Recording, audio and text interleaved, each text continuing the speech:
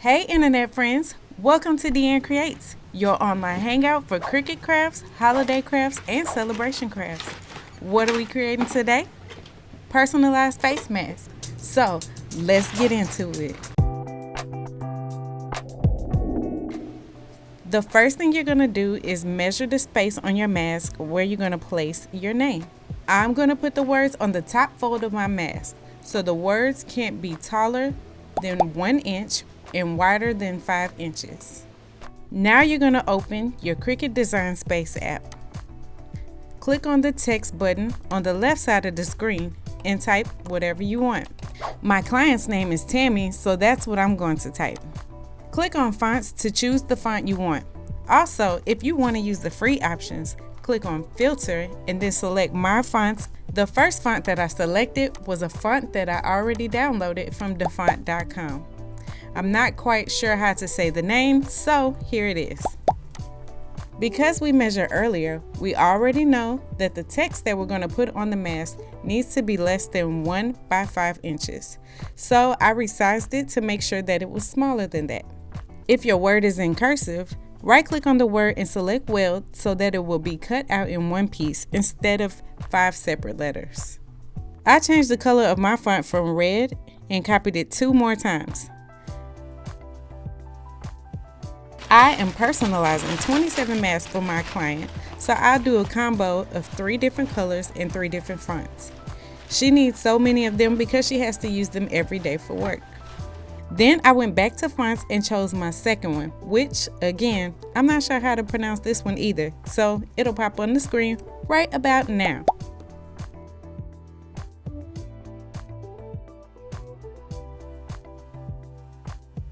The third text that I chose was an easy one. It's called Jazz Text Extended. Now I'll make copies of each one of these in purple and white. I know that mask wearing is a controversial topic right now. However, the world is still crazy out there, so do whatever you need to do to keep yourselves and your family safe, and that's all I'm going to say about that. That's it. That's all.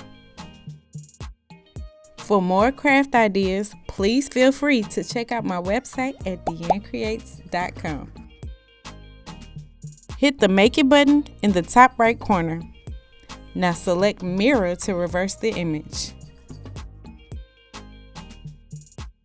Why does it say check out? What do I check out for? What just happened? Oh gosh. Now this is when I realized that the checkout button was highlighted, which meant that one of these fonts cost extra money, so I had to go back and change the second font to another free font that looks similar, and that font is called Elephant.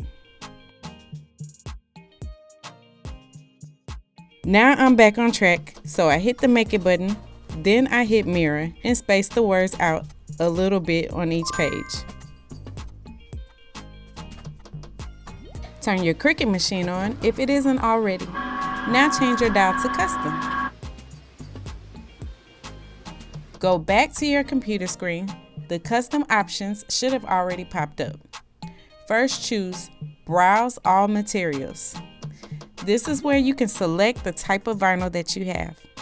Next, choose Everyday Iron-On and select More Pressure to change the blade's pressure in your machine. Cut out your vinyl and place it on the mat shiny side down.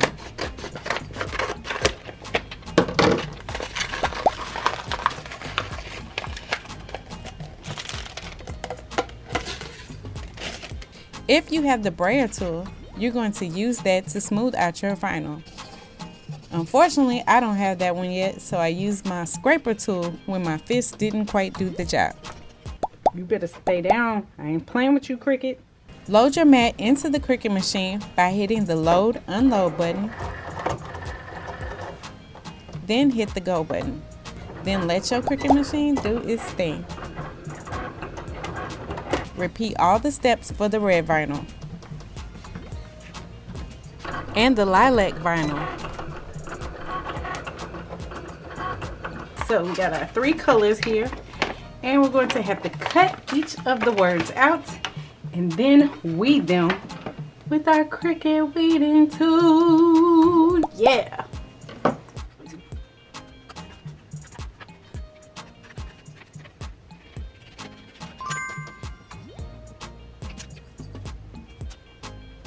Use your weeding tools to separate the corner of the vinyl from the carrier sheet.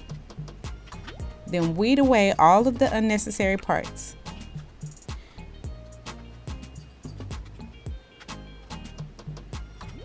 Use your weeding tool to remove the center of the letters and get those hard to get pieces. Lay it on your mask to see where you want it placed before you make it permanent. Go back to your computer and look up the Cricut heat guide so that you can find out what settings to put your EasyPress on. Select the vinyl that you'll be using. For example, I selected Everyday Iron On. Now enter your base material. I tried to find out what material these masks were made out of, but the website just said woven material, whatever that is. So I'm going to play it safe and choose cardboard. I'll be using my EasyPress mat. According to the guide, we need to heat the EasyPress to 280 degrees and leave it on the mask for about 30 seconds. Then we remove the carrier sheet when it's cool to touch. I'm placing the name a little bit under the fold, but you'll be able to see it when it's warm because the mask will stretch itself out. Place the mask on the EasyPress mat.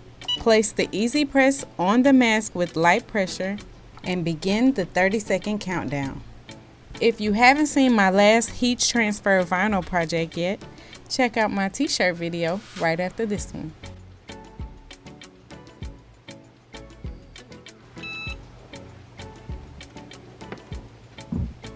Remove the carrier sheet when it's cool to touch.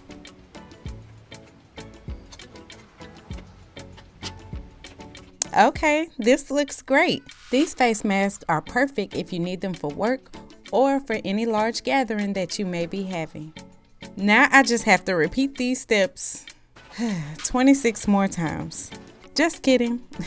Anyway, thanks so much for watching. Until the next time, I hope that you continue to add a little more creativity to the world and keep coming back because you never know what I'll be creating next. Bye, guys.